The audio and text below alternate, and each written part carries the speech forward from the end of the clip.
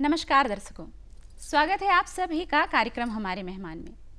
दर्शकों, सफलता रंग रूप नहीं देखती, सफलता हमारा घर द्वार भी नहीं देखती, सफलता गरीबी अमीरी भी नहीं देखती। सफलता देखती है केवल इतना कि हमारी मेहनत में सच्चाई कितनी है, हमने कितनी ईमानदारी से अपने हिस्से की मेहनत की है। और आपको तो पता ही है कि सफलता को अपना मुरीद बनाने का केवल एक ही गुरु मंत्र है, और वो मंत्र है शिक्षा। जी हाँ, शिक्षा ये शब्द सुनने में भले ही छोटा लग रहा हो, लेकिन ये अपने आप में बहुत व्यापक है। शिक्षा की शक्ति से हम जीवन के हर एक जंग में फतह हासिल कर सकते हैं। और ऐसे ही खास हैं हमारे आज के मेहमान भी, जिन्होंने अपने जीवन में अज्ञानता के तिमिर को ज्ञान के प्रकाश से प्रकाशित किया, और न केवल अपने जीवन को प्रकाशित किया, बल्कि आज बस्तर में शिक्षा के पितामह बनकर बस्तर के हजारों बेटी बेटियों को शिक्षित कर रहे हैं, पल्लवित कर रहे हैं। तो आइए मिलकर स्वागत करते हैं हमारे आज के खास मेहमान का। आप हैं जिला शिक्षा अधिकारी जिला बस्तर बलिराम बघेल जी। सर, आपका हमारे कार्यक्रम में बहुत बहुत स्वागत है। धन्यवाद सुनीता जी। सर, कार्यक्रम के आरंभ में सबसे पहले मैं आपसे यही समझना चाहूँगी कि शिक्षा का हमारे जीवन में महत्व क्या होता है। मानव के सर्वांगीण विकास के लिए शिक्षा बहुत ही जरूरी है। विभिन्न आयाम और विभिन्न क्षेत्रों में पहुंचने के लिए आज बगैर शिक्षा की वो हम कल्पना नहीं कर सकते जी। शिक्षा एक कुंजी है जो विभिन्न दक्षताओं को पूरी करने के लिए, उसके बाद अच्छे आचरण के लिए और एक कैरियर के लिए उस शिक्षा ही एक महत्वपूर्ण हथियार है।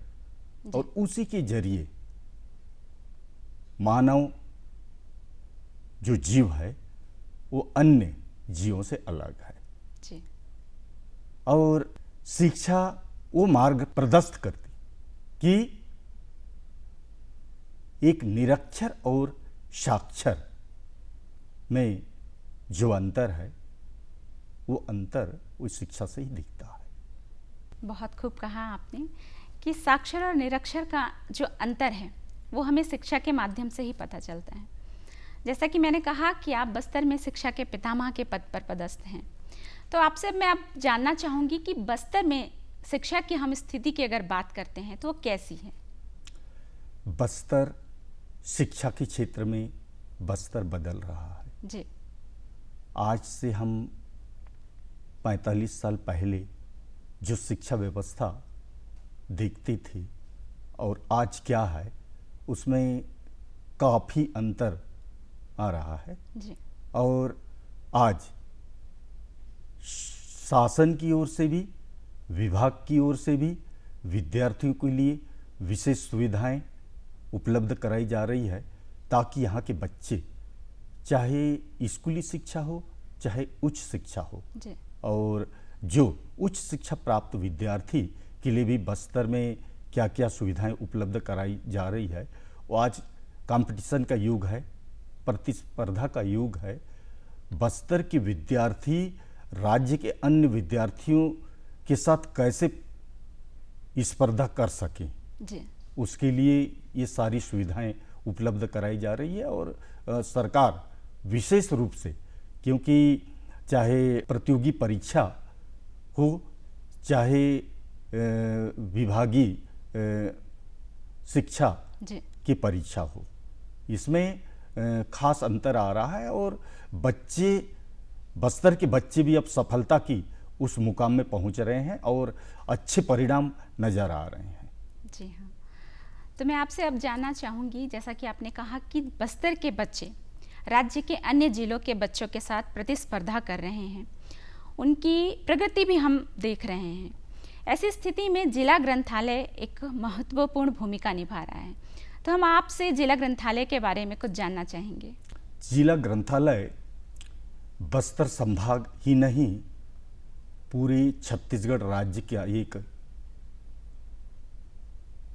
महत्वपूर्ण ग्रंथालय है जी। और यहाँ विद्यार्थी इस ग्रंथालय की खूबी क्या है, जी। उनकी विशेषता क्या है। ये ग्रंथालय वो पूरे सप्ताह के 7 दिन जी। और 24 घंटे ये ग्रंथालय ओपन रहता है और वहाँ अलग अलग शिफ्टों में वहाँ के प्रभारी अधिकारी, वहाँ के कार्यालयीन अमले सेवा देते हैं और प्रतिदिन विद्यार्थियों की संख्या जी। वो डे का लगभग 300 वो जो स्टूडेंट हैं वो लाइब्रेरी का उनका पंजीयन होता है और रात को भी सुविधा अनुसार जिन विद्यार्थियों को अपने समय के अनुसार वो किस समय उनकी एंट्री करनी है जी। वो सुविधाएं हैं। और विशेष रूप से आज मतलब नीट की तैयारी हो, चाहे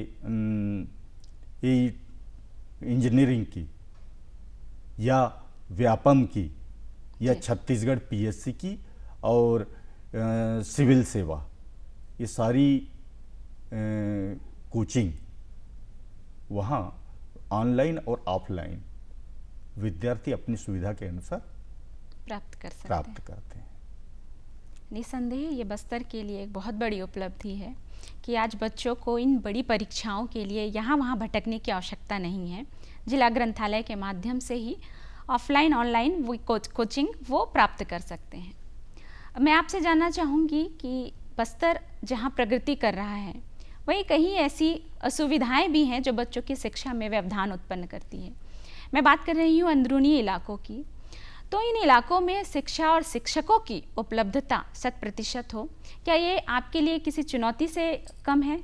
माने बस्तर जिले में हम बात करते हैं प्राथमिक विद्यालयों की जी। तो बस्तर जिले में कुल 1526 प्राथमिक विद्यालय है और 640 माध्यमिक विद्यालय और 177 हाई स्कूल और हायर सेकेंडरी विद्यालय हैं। जी। तो क्योंकि प्राथमिक विद्यालय के शिक्षकों का उनकी पदोन्नति होने के फलस्वरूप प्राथमिक विद्यालय में हम पर्याप्त शिक्षक नहीं हैं। जी। और हमारे जिले में वर्तमान में 345 विद्यालय एकल शिक्षकीय विद्यालय है। जी। और वहाँ 2 शिक्षक होना चाहिए, लेकिन 345 में केवल 1 शिक्षक ही पदस्थ हैं। जी। और इसकी पूर्ति वो शासन करेगी। और हाई स्कूल हायर सेकेंडरी में हम टीचरों की वहाँ वो कमी नहीं है। गिने चुने 7 विकासखंड के वो 3-4 स्कूल में ही हाई स्कूल हायर सेकेंडरी शिक्षकों का अभाव है और बाकी जगह पर्याप्त विशेषज्ञ शिक्षक मौजूद है। मतलब हम कह सकते हैं कि बस्तर निरंतर विकास कर रहा है और इतनी सारी चुनौतियां होने के बावजूद भी शिक्षा का जो दर है वो नित्य प्रति बढ़ रहा है। अब मैं आपसे एक महत्वपूर्ण विषय पे भी आपका मत जानना चाहूँगी। शिक्षा बेटियों के लिए भी बहुत महत्वपूर्ण है, तो बालिका शिक्षा की जो स्थिति है वो कैसी है हमारे बस्तर में? बस्तर में बालिका शिक्षा के लिए 7 ब्लॉक में कस्तूरबा गांधी बालिका विद्यालय जी संचालित है। और कस्तूरबा गांधी बालिका विद्यालय विशेष रूप से जो अधिक उम्र की बालिकाएं हैं, जो शाला त्यागी हैं, उनको हम मुख्य धारा में कैसे जोड़ें, जी उसके लिए ये विद्यालय ओपन किया गया है। जी। और जो शाला त्यागी हो चुके हैं उनको हम उन विद्यालयों में दाखिला दिलाते हैं और उनको उनकी उम्र के हिसाब से उस कक्षा में उनका दर्ज होता है और उनको विशेष कोचिंग, विशेष ट्रेनिंग देके उस योग्य, उस क्लास के लायक बनाया जाता है। जी हाँ। और ट्राइबल डिपार्टमेंट की ओर से भी कुछ विद्यालय, विशिष्ट विद्यालय संचालित है। जी जैसे एकलव्य है और प्रयास विद्यालय है। वो विद्यालय में जो प्रवेश की प्रक्रिया है जी वो एग्जाम के थ्रू होता है और उसमें चयनित छात्राएं ही उन विद्यालयों में दर्ज प्रवेश होते कर हैं। सकती हैं। जी हाँ, बहुत बेहतरीन आपने बताया। साथ ही मैं अब आपसे ये भी जानना चाहूँगी कि बच्चों में शिक्षा के प्रति उनकी जो प्रेरणा भाव है वो निरंतर बढ़ती ही रहे, इसके लिए शासन प्रशासन क्या क्या सुविधाएं बच्चों को देती हैं? यानी शासन की ओर से तो स्कूली शिक्षा विभाग और उसके बाद आदिम जाति कल्याण विभाग, जी ये दोनों में उनको निःशुल्क पाठ्य पुस्तक, निःशुल्क गणवेश, उसके बाद स्कॉलरशिप, स्टाइपेंड और इस सरस्वती साइकिल योजना के अंतर्गत जी कक्षा 9वीं में प्रवेशित छात्राओं को, चाहे वे किसी भी कैटेगरी की हो, अनुसूचित जाति, अनुसूचित जनजाति, अन्य पिछड़ा वर्ग और उसके बाद बीपीएल श्रेणी के सामान्य वर्ग के छात्राओं को भी ये बेनिफिट दिया जाता है ताकि बच्चे विद्यालय उनके घर से दूर होने से उस शिक्षा से वंचित न रहें और अध्ययन के लिए उनको अधिक समय मिले, उनके पालकों को किसी भी प्रकार का आर्थिक बोझ न पड़े। उस ध्येय से सरकार ने 2004-05 में सरस्वती साइकिल योजना आरंभ की और इसका हम विद्यालय में ये देखते हैं जी कि पहले जो दर्ज संख्या थी उस दर्ज संख्या में बालिकाओं का प्रतिशत वो 20-25% हुआ करती थी। जी आज वो प्रतिशत वो 50 और कहीं कहीं तो वो बालिकाओं की संख्या बालकों से अधिक हो गई है। जी। ये भी कुछ विद्यालयों में हम देखते हैं। जी तो सरकार के इस प्रयास का ये बहुत बड़ी उपलब्धि हम कह सकते हैं। सर, शिक्षा से संबंधित विभिन्न प्रश्नों पर हमने आपका मत जाना। अब इसके इतर हमारे दर्शक जानना चाहेंगे कि हमारे शिक्षा के जो मुखिया हैं उनका व्यक्तिगत जीवन कैसा है। तो मैं आपसे जानना चाहूँगी कि आप मूलतः कहाँ से हैं और आपकी शिक्षा दीक्षा किस पारिवारिक माहौल में हुई? मैं मूलतः बस्तर जिले की विकासखंड लोहंडीगुड़ा के ग्राम गढ़िया और पारा नेंगीराज का निवासी हूँ जी और मेरी प्राथमिक शिक्षा मेरे गांव में ही हुई और माध्यमिक शिक्षा के लिए मुझे 7 किलोमीटर माध्यमिक शाला धाराउर, जब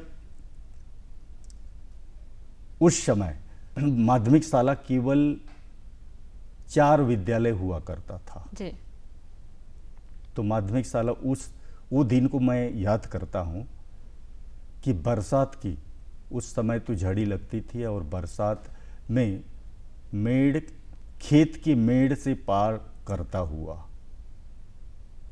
मैं माध्यमिक शाला में विद्या अध्ययन किया और उसी का परिणाम है कि मैं एक शिक्षक, एक हेडमास्टर, एक व्याख्याता और एक प्रिंसिपल, जी इनको एक साइड किया जाए तो मुझे शिक्षा विभाग के प्रशासनिक व्यवस्था की माध्यम से मैं विकासखंड स्त्रोत समन्वयक, जी विकासखंड शिक्षा अधिकारी के 4 ब्लॉक के कार्यकाल और जिला शिक्षा अधिकारी के रूप में वही मेहनत, क्योंकि शैक्षणिक कार्य का एक लंबा अनुभव 18 वर्ष जी एक छात्रावास अधीक्षक से लेकर एक शिक्षक की भूमिका को अदा करते हुए मैं इस मुकाम में पहुंचा और वो एक अच्छे संस्कारित विद्यार्थी होने के नाते और एक आदर्श शिक्षक होने के नाते जी उसका जो मेहनताना है वो मुझे मिला, वो इस दंतेश्वरी माई की ये कृपा है।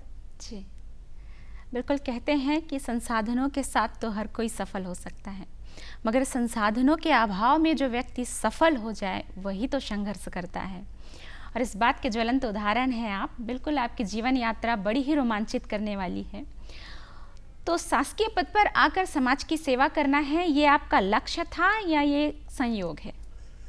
मतलब मुझे एक आदर्श शिक्षक, एक आदर्श प्रिंसिपल की भूमिका निभानी थी जी और योग्यता, उसके बाद तजुर्बा, यही मेरे आगे का द्वार जी उसी से ही खुला। और मुझे, क्योंकि बस्तर जिला इस संभागीय मुख्यालय है और इस संभागीय मुख्यालय में कई चुनौतियों और एक बृहद जिला होने की वजह से शैक्षणिक व्यवस्था यहाँ के अंतिम विद्यार्थी तक दूर दराज के, चाहे हर्रा कोड़ेर हो, चाहे कोलिंग हो, चाहे चाना मेटा हो, जी वहाँ के विद्यालय भी अच्छी तरह से संचालित हो और वहाँ के विद्यार्थी भी उस सीखे, समझे और आगे बढ़े और बस्तर की आवाज़ बने, अपनी कैरियर को सुधारें। यही हमारा उद्देश्य है और शासन प्रशासन का भी है। तो स्थानीय होने के नाते बस्तर का नाम हो और बोर्ड परीक्षा में और स्थानीय परीक्षा का रिजल्ट जी बेहतरीन हो। और इस साल का टारगेट जिला प्रशासन कलेक्टर महोदय का भी यही सोच है कि बस्तर के बच्चे का नाम मेरिट की सूची में हो, चाहे वे 10वीं की परीक्षा हो, चाहे 12वीं की हायर सेकेंडरी परीक्षा हो। जी क्योंकि 25 साल से बस्तर के बच्चों का नाम उस प्रावीण्य सूची में नहीं आया है, उसके लिए विशेष प्राचार्य और सब्जेक्ट विशेषज्ञों और बीयू, बीआरसी और शिक्षा विभाग के तमाम अमला के साथ एक रणनीति के तहत ये प्लानिंग की जाएगी और वर्ष 2025 में बस्तर के बच्चों का मेरिट सूची में नाम हो, उसके लिए विशेष प्रयास किया जाएगा। निसंदेह आज के कार्यक्रम के माध्यम से कार्यक्रम देख रहे हैं हमारे तमाम युवाएं आपकी ये कामना, आपकी ये सपना को सुन रहे होंगे। तो मैं उन्हीं युवाओं से आप क्या कहना चाहेंगे, मैं आपसे जानना चाहूँगी, जो छोटी सी उम्र में पथभ्रमित हो जाते हैं, जो गलत आदतों के शिकार हो जाते हैं, उन युवाओं को, उन बच्चों को किस प्रकार से शिक्षा से जोड़ा जाए, नई नीति, नए संस्कार से जोड़ा जाए? मतलब जो भटके हुए हैं जी जो विद्यार्थी जीवन में कुछ वजह से जी उस शिक्षा से अलग हुए हैं, तो उनके लिए भी शासन की योजनाएं हैं और मैं केवल युवाओं को केवल यही संदेश दूंगा कि हित और अहित किसमें है उसको समझें जी और जिनकी उम्र हो चुकी है उनके लिए भी शासन की ओर से वो विद्यालय में प्रवेश नहीं पा सकते हैं जी उम्र की अधिकता की वजह से या किसी अन्य कारण से, तो उनके लिए भी सरकार की ओर से वो कैसे परीक्षा में बैठ सकते हैं जी हाँ, वो ओपन स्कूल के माध्यम से उनके लिए भी सुविधाएं उपलब्ध है। जी जो विद्यालय नहीं गया तो वर्तमान में एक उल्लास कार्यक्रम चल रहा है जी राज्य साक्षरता मिशन छत्तीसगढ़ शासन के द्वारा। उस उल्लास कार्यक्रम में उन निरक्षरों को भी जोड़ना है और बस्तर जिले का भी टारगेट है और जो बिना अपनी सेवा देना चाहते हैं जी बिना मानदेय के, जी वैसे लोग को भी पंजीयन उनका किया गया है और प्रत्येक विकास खंड में ये केंद्र स्थापित किया गया है। और जो युवा वो केवल हाई स्कूल तक का या मिडिल स्तर तक की पढ़ाई कर चुके हैं और उनका मन भ्रमित है, जी तो ग्रामीण क्षेत्र में प्रवास के दौरान या निरीक्षण के दौरान जी मैं विशेष रूप से उन युवाओं से मैं संपर्क करता हूँ, वार्तालाप करता हूँ, उनको प्रेरित करता हूँ कि ये जीवन, मानव जीवन एक ही बार मिलता है और आप अच्छे भविष्य के लिए, सुनहरा भविष्य के लिए जी आपको क्या करना है। परीक्षा केवल 12वीं की परीक्षा, वो आपके जीवन का अंतिम परीक्षा नहीं है। जी हम ये भी देखे हैं कि भारतीय प्रशासनिक सेवा में वो 12वीं का रिजल्ट एक और है और आगे की मेहनत वो जीवन की दशा को और दिशा को भी बदलती है। बिल्कुल बिल्कुल, बहुत बढ़िया कहा। ये ऐसे उदाहरण भी हमने देखे हैं। जी हाँ, ये भी एक बहुत अच्छी बात आपने बताई सर कि जो विद्यार्थी उम्र की अधिकता की वजह से पुनः परीक्षा की ओर वापस नहीं जा सकते, पढ़ाई की ओर वापस नहीं जा सकते, उनके भी रोजगार और कौशल विकास के लिए कार्यक्रम संचालित है। अब मैं आपसे जानना चाहूँगी, आपके दृष्टिकोण में यदि आप एक विद्यार्थी की व्याख्या करना चाहें जो नैतिक रूप से भी संपूर्ण हो, तो आपके दृष्टिकोण में आपका विद्यार्थी कैसा होना चाहिए? विद्यार्थी अनुशासित हो, विद्यार्थी डिसिप्लिन में रहे और विद्यार्थी आज्ञाकारी हो जी और विद्यार्थी को शिक्षक प्रेरणा देता है, प्रेरित करता है और वो मार्ग से भटक रहा है तो उसको सही मार्ग में लाने का काम करता है। जी यही शिक्षक की मुख्य भूमिका है और शिक्षक स्वयं भी अनुशासित रहे और विद्यार्थी को अनुशासित रखें। विद्यालय परिसर में हम प्रवेश करने से ही जी उस विद्यालय का जो मुखिया होता है, उस मुखिया का व्यक्तित्व की परीक्षा उसी में ही होती है। जी उस परिसर को कैसा रखा है, विद्यार्थियों का संस्कार कैसा है, विद्यार्थी जिज्ञासु हैं कि नहीं, वो सारी बात का अंदाजा उसी में लगाया जा सकता है।